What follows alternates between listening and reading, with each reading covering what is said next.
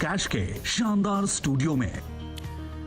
स्वागत है आपका इबिक्स कैश स्टूडियो में और आप देख रहे हैं ट्रेडर्स हॉटलाइन और इसमें आपके सवालों के जवाब दिए जाएंगे। लेकिन उससे पहले बाजार पर नजर डालें तो इस वक्त 400 पॉइंट सेंसेक्स नीचे है और 132 पॉइंट निफ्टी कमजोरी के साथ कामकाज कर रहा है। लेकिन सबसे महत्वपूर्ण है एडवांस डिक्लाइन का आंकड़ा।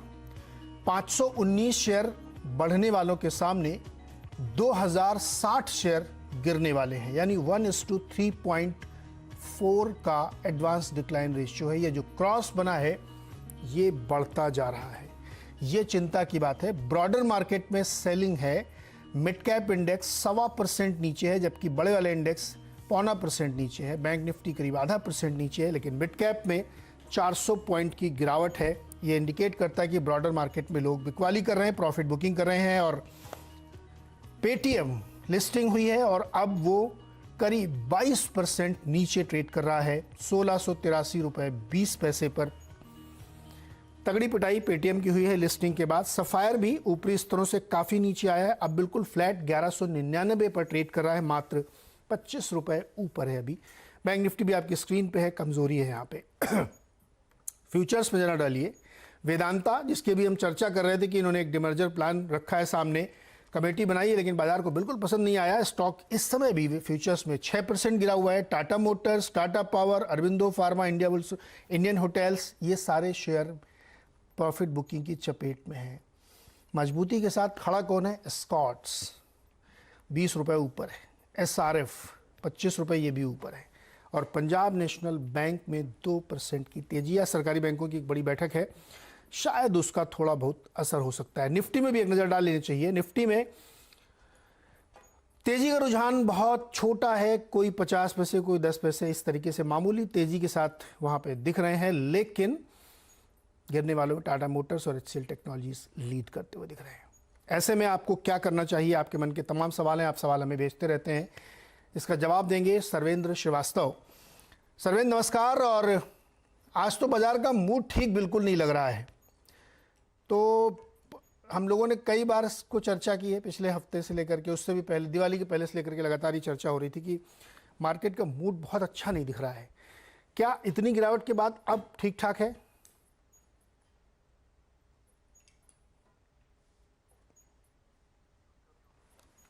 सर्वेंद्र अपने आप को अनम्यूट करिए पहले।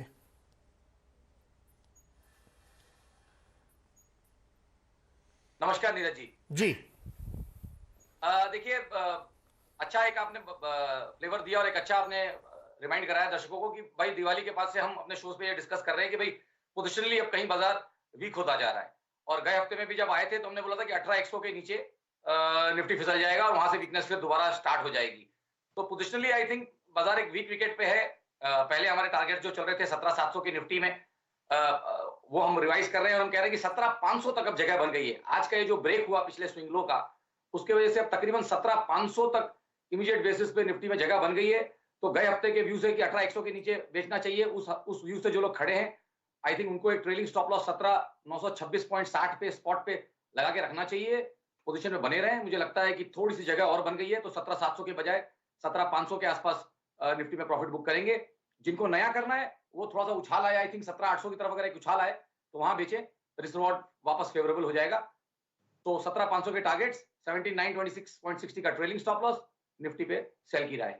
निफ्टी पे सेल, बैंक निफ्टी भी सेल करें क्या? जी आई थिंक बैंक निफ्टी थोड़ा अंडर परफॉर्म ज्यादा कर गया है, तो मुझे रिस्क रिवॉर्ड नहीं मिला, बट पोजिशनली ये भी वीक है और यहाँ पे भी बेचने का ध्यान है। तो अगर एक बाउंस आए तो प्रॉब्ली यहाँ पे भी बेचने के रिस्क रिवॉर्ड बनेंगे, तो डेफिनेटली वहां पे भी ट्रेड लिया जा सकता है। अच्छा, मान लीजिए किसी का मन इंडेक्स में नहीं, स्टॉक पे है, तो वहां क्या करना चाहिए? कौन सा स्टॉक आपने आइडेंटिफाई किया? देखिए, आज बास्केट बहुत ज्यादा है नीचे की, तो दो फटाफट स्टॉक्स दे देता हूं। एक तो है गुजरात गैस, जहां हमको लगता है कि स्टॉक फिसल जाएगा और करंट स्तरों से नीचे गिरेगा, तो वहां बेचने की राय है। आप वहां पे बेच के चले मेरे हिसाब से। नीचे में आपको गुजरात गैस के लिए टारगेट्स आते हुए दिखने चाहिए, तकरीबन 610 615 के। और आप जब बेच रहे हैं तो इस समय आप यहाँ पे गुजरात गैस में 666.60 का स्टॉप लॉस लगाएंगे। और एक जो दूसरा स्टॉक है सेल, वो है अदानी पोर्ट्स। यहाँ देखिए एक अच्छा पुल बैक होने के बाद अब एक खराब वीकली कैंडल बन रहा है। यहाँ में मानना है कि 686 अदानी पोर्ट्स के लिए नीचे में स्पॉट में आएगा, तो बेच के चले और स्टॉप लॉस लगा के रखें 751 के ऊपर। ओके, तो दो ये सेल कॉल्स हैं। अच्छा, एक वेदांता पे लगे हाथ बात कर लेते हैं, क्योंकि इसमें खबर आई कि डिमर्जर करना चाहते हैं, एक बोर्ड कमेटी बनाई गई, वैल्यू अनलॉकिंग, तमाम बातें हुई, लेकिन स्टॉक नीचे 6% करीब नीचे इस समय भी ट्रेड करा होगा। तो क्या वेदांता में कोई बनता है, चार्ट पे लग रहा है कि इसमें कोई इस समय अगर खरीदारी करना चाहे तो, या पोजिशनल ट्रेड लेना चाहे तो? जी नहीं, मैं तो ये उल्टा बोलूंगा कि मेटल्स, अगर आप, हमने दिवाली में जब हमारी पहली बात, सेक्टर वाइज हमको सबसे खराब मेटल्स ही लगता है। और दर्शकों के लिए एक प्राइम एग्जांपल है कि news always follows price. Pattern अगर ऑलरेडी बेरिश बन चुका है, उसके कुछ दिनों बाद न्यूज आएगा। यूजुअली लोग सोचते हैं कि न्यूज की वजह से गिर रहा है, बट ऑलरेडी एक बेरिश हेड एंड शोल्डर पूरे मेटल इंडेक्स में और पूरे मेटल, काफी सारे मेटल स्टॉक्स में बना हुआ है, इंक्लूडिंग टाटा स्टील जो हमारा टॉप शॉट था। वेदांता में भी हेड एंड शोल्डर का राइट शोल्डर कंप्लीट है, नेकलाइन वो तोड़ेगा, ऐसा मेरा मानना है।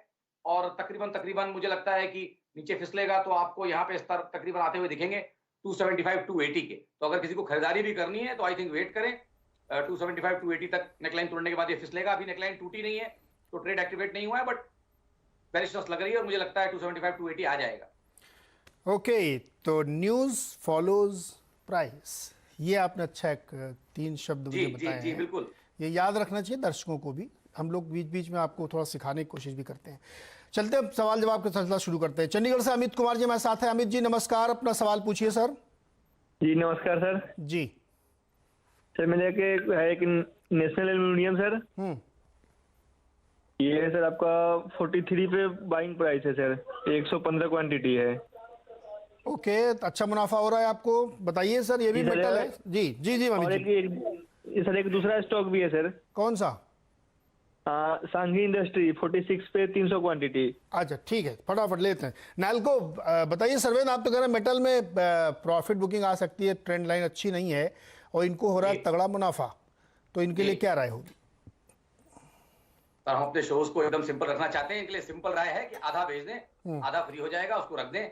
क्योंकि मेटल्स में आज हमारा सेल का राय है, लेकिन 3 महीने बाद कहीं हम भी, 4 महीने बाद हम भी कभी लेने को बोलेंगे। तो स्टॉक अच्छा है, रख दें। खाली उसका मंथली जो कैंडल बना था वो बेरिश है, तो मुझे लगता नहीं कि इमीडिएटली वो 110 120 को निकाल पाएगा।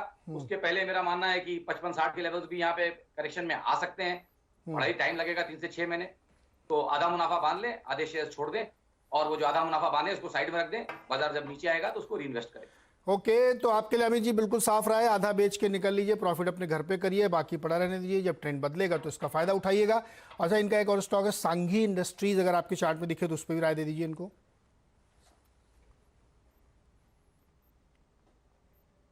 आई थिंक 64 वाला ये स्टॉक है।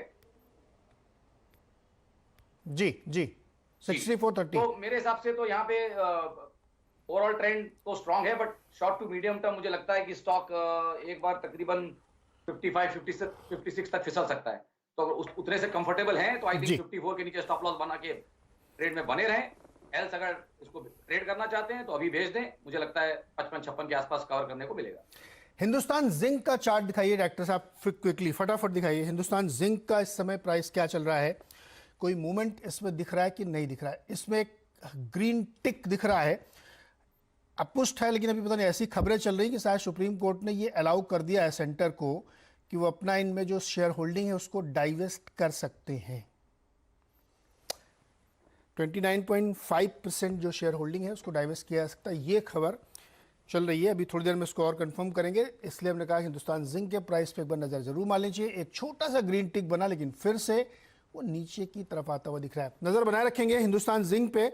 मैं कोशिश करूंगा इसको एलोरेट करूं और इसकी खबर निकालूं, फिर मैं आपको इस पे आगे बताऊंगा कि आपको क्या करना है। चलिए राहुल के पास चलते हैं। सूरत अशोक लीलैंड पे सवाल है इनका। राहुल जी नमस्कार, सवाल पूछिए अपना।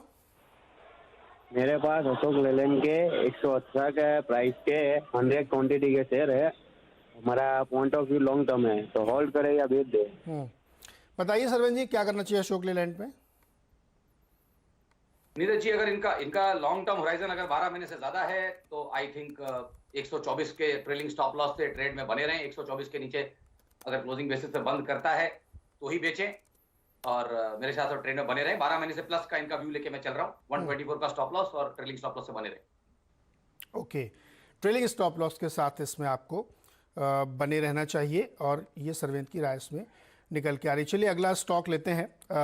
चंडीगढ़ से है मिथुन प्रसाद जी। मिथुन जी नमस्कार, अपना सवाल पूछें। नमस्कार सर। सर मेरे पास ना उषा मार्टिन के 2500 शेयर है 40.20 के भाव से, 40 रुपये 20 पैसे के। तो ओके। मुझे क्या करना चाहिए? 2 साल तक मैं रख सकता हूँ अभी इसको? अच्छा, पैसा तो आपका डबल हो गया सर। यस सर, डबल तो हो गया है। बताइए सर्वेंद्र जी, अभी डबल फिर हो चुका है इनका पैसा, 100% के लगभग इनको गेन हो चुका है। 2500 शेयर की क्वांटिटी है, तो क्या वही वाली राय इनके लिए भी होगी या कुछ नई राय?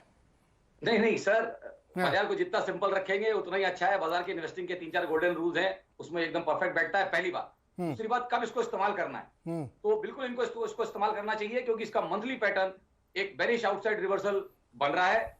मंथ में मेरे ख्याल से 10-12 दिन रह गए हैं, बट मुझे लगता नहीं कि स्टॉक 90 के लेवल को रिकवर कर पाएगा। तो पैटर्न खराबी बन रहा है, जिसको हम एक बेरिश शूटिंग स्टार बोलते हैं, वो मंथली में बन रहा है। वो बिल्कुल खतरे की घंटी होती है। और ऑलरेडी स्टॉक लगातार 8 महीनों से विदाउट नेगेटिव क्लोज चला है। तो 8 महीनों को लगातार मूव के बाद यूजुअली 3 से 4 महीने का एक करेक्शन नॉर्मली आता है। तो उस करेक्शन में अननेसेसरी 3 महीना खड़े रहेंगे, उससे अच्छा है कि आधा भेज दें, आधा फ्री हो जाएगा। नीचे आए तो तकरीबन 60-62 के आसपास दोबारा री एंट्री करनी चाहे तो कर सकते हैं। 62 के आसपास री एंट्री कर सकते हैं। जब पंजाब में बहुत ट्रेडिंग होती लग रहा है। देखिए, आज फिर एक सवाल है पुनीत साहब का, अंबाला से। हम पुनीत साहब नमस्कार, बताइए आपका सवाल क्या है? सर नमस्कार, मैं अंबाला से बोल रहा हूँ जी। मेरे पास आरईसी के 60 शेयर हैं और पीएफसी के 70 शेयर हैं सर। आरईसी है मेरे पास 160 के प्राइस पे और पीएफसी है 142 के प्राइस पे। मैं लॉन्ग टर्म इन्वेस्टर हूँ, मुझे क्या करना चाहिए सर? मुझे लॉस हो रहा है। पीएफसी आरईसी, आरईसी में तो तगड़ा नुकसान, 23 रुपए का। पीएफसी का भी दिखाइए जरा चार्ट, क्या रिश्ते चल रहा है इस समय? सर्वेंद्र, दोनों देखिए, पीएफसी आरईसी। जी नीरज जी, देखिए अंडर परफॉर्मिंग और प्रॉब्ली थोड़े से वीक स्टॉक्स हैं ये, इन द सेंस कि बाजार के साथ उतना चल नहीं पाया। और दोनों के दोनों एक बड़ी रेंज में हैं, और दोनों के दोनों अपनी बड़ी रेंज के अपर एंड पे राइट नाउ।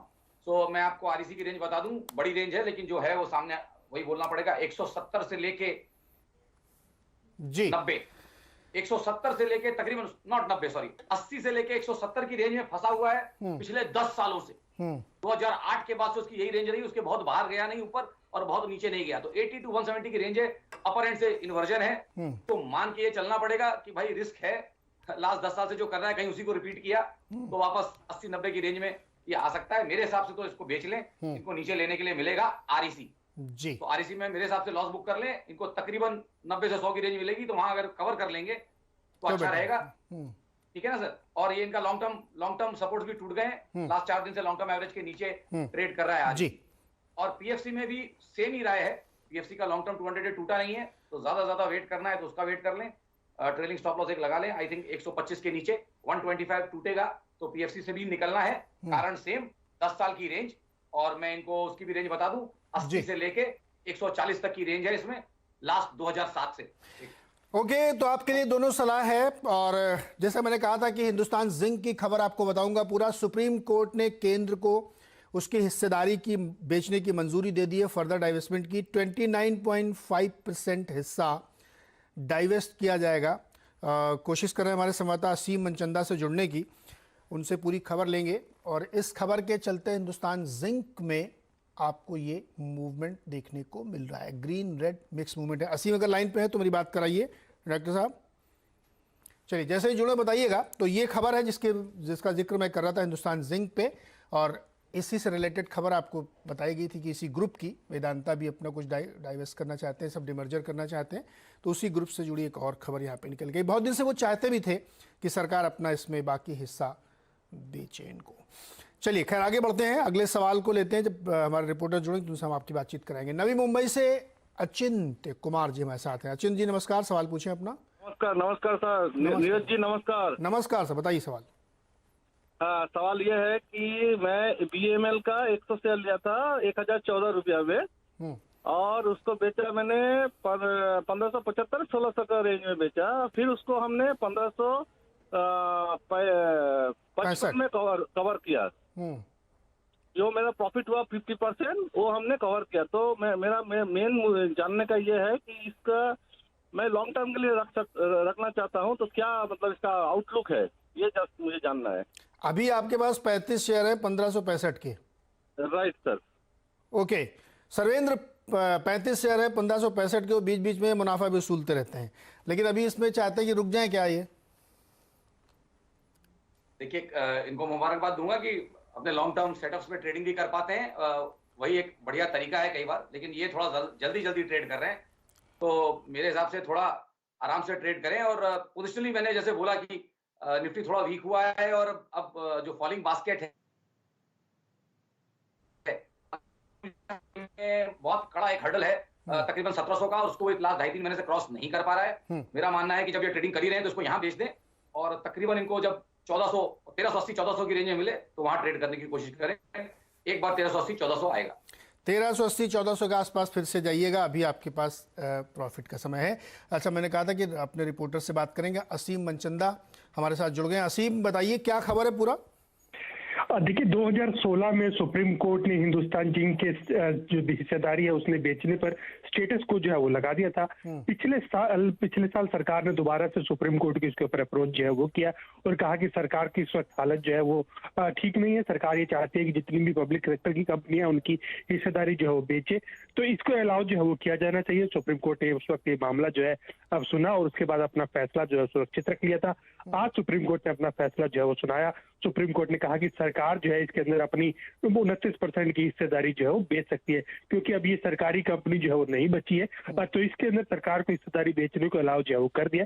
इसका ये मतलब है कि सरकार अब जल्दी बाकी बची हिस्सेदारी जो है बिड मंगा करके उसको बेच जो है वो सकती है। तो एक रास्ता जो है काफी टाइम से लॉन्ग टर्म से हिंदुस्तान जिंक की जो स्टेक सेल का बिक्री का पेंडिंग था वो सब सुप्रीम कोर्ट ने उसको साफ जो है वो कर दिया।